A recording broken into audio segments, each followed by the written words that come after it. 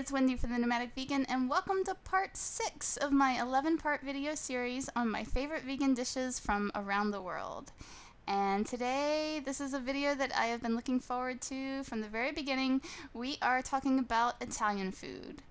And if you've been following me for any time at all, you might have already picked up on the fact that I am a complete Italophile. I love Italy, I love the culture, I love the language, I love the art, I love the history, the architecture, and of course I love the food. Italy has played a big role in my life. I lived there off and on for a number of years. My husband and I met in Rome back in 2001 when I was working there as a tour guide. We lived there together for a little while, and then eventually we went back to Rome to get married there because that's where we wanted our wedding to be. And we still try to go back there as often as we possibly can. So in many ways, Rome feels like home to me more than anywhere else. Yeah, definitely feels more like home than my hometown in Alabama where I grew up. And it still feels more like home than this house that I'm in right now, which is my new home in Lisbon. But I do love Lisbon, but I just moved here a few months ago, and I've also been away traveling for a lot of that time, so I haven't really gotten to know Lisbon well enough yet for it to feel like home. So yeah, for the moment, Rome is still home. Alright, so let's get into the food.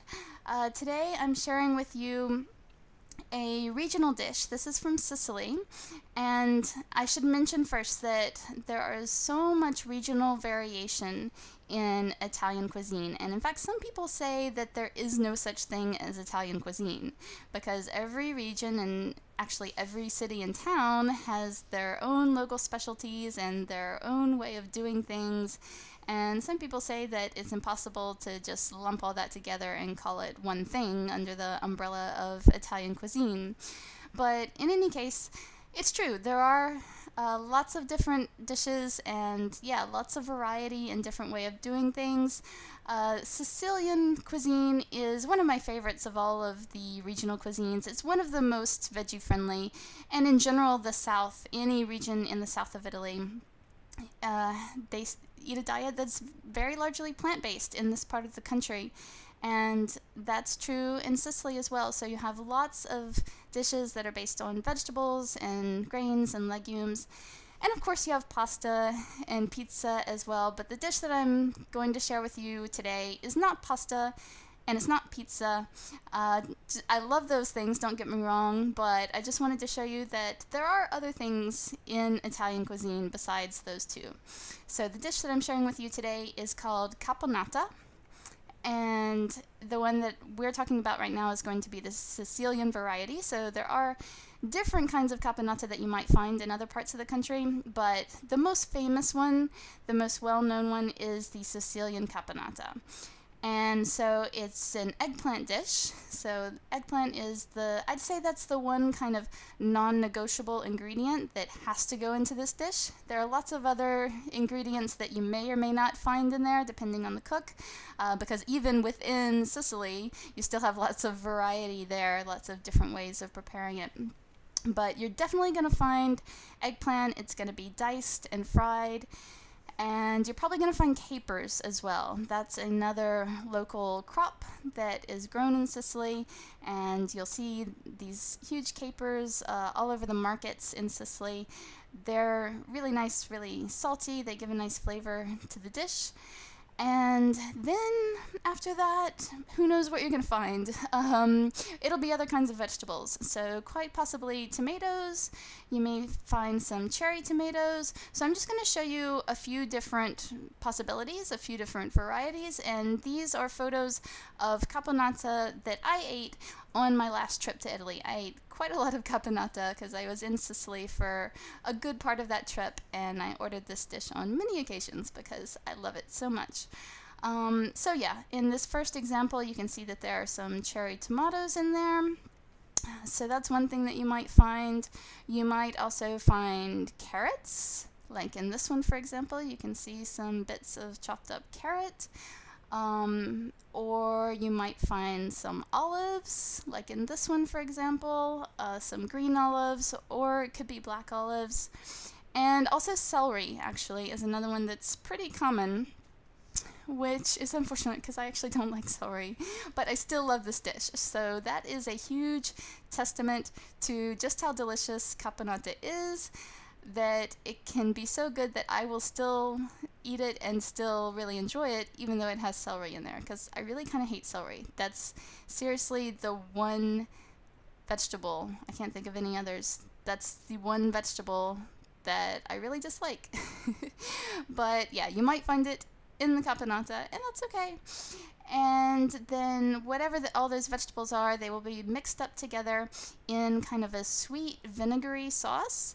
So it gives it this sweet and sour flavor, which is not something that people typically think of when they think of Italian cuisine. Sweet and sour is usually associated more with Chinese or other Asian cuisines, but you can find these flavors in the Sicilian dish as well, so it's unique in that way. And like I said, this is the Sicilian one, which is the most famous, but just be aware that there are a few other varieties. I recently found out that in Naples, they have their own thing that they call caponata. They call it the Caponata Napolitana, so Neapolitan Caponata. But it is nothing like this dish, and it is definitely not vegan. It has several non-vegan ingredients in it, so I'm not even going to talk about it, but just be aware that if you're in Naples and you see something on a restaurant menu called caponata, you probably want to ask to make sure, what is it? Is it the Neapolitan one, or is it the more well-known Sicilian one?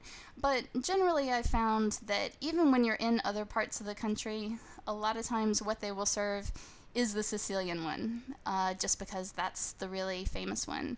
So the first photo that I showed you, the one that had the cherry tomatoes mixed in there, that's actually from a restaurant in Rome. The restaurant is called Oregano. It's a really nice restaurant in the very center of Rome. They have quite a few vegan options on the menu, and they're all marked as vegan, so I definitely recommend it. And they have a wonderful caponata, which is pretty much the Sicilian version, although I would say it doesn't have quite as strong a sweet and sour flavor as the ones that I had actually in Sicily. But as far as the components of the dish, it's pretty much the Sicilian version. So you can see that there, and it's served with this focaccia bread that's really lovely. So that is our dish for the day, caponata. I hope that you liked it. And don't forget that your time is running out to grab your Veggie Planet bonuses. You've only got 6 days left to do that. So if you pre-order, Veggie Planet is not officially available yet. It will be officially released on July 21st, 2017. But it is available for pre-order now on Amazon. And so if you pre-order before July 21st, then you will get access to not only the book, but a whole package of exclusive pre-order bonuses. And that includes recipes, that includes an extra bonus chapter on another cuisine that's not in the book. It includes a ticket to a live online event with me where you can ask me whatever you want about vegan travel and vegan living. And it also includes, you're going to like this one if you liked this video, a sneak peek chapter into my next book, which is Italy for Veggie Lovers. So guess what that's about? Yep, I'm writing a whole book all about Italian cuisine and about living and traveling as a vegan in Italy. So if you liked this, if you like Italian cuisine, then you're definitely going to want to grab that bonus. So be sure to pre-order your copy of my new book, Veggie Planet, before July 21st. And it's only $2.99 for the ebook version if you're in the US. Also, if you're in the European Union, it's also $2.99. It's pretty much the same around the world, everywhere it's available.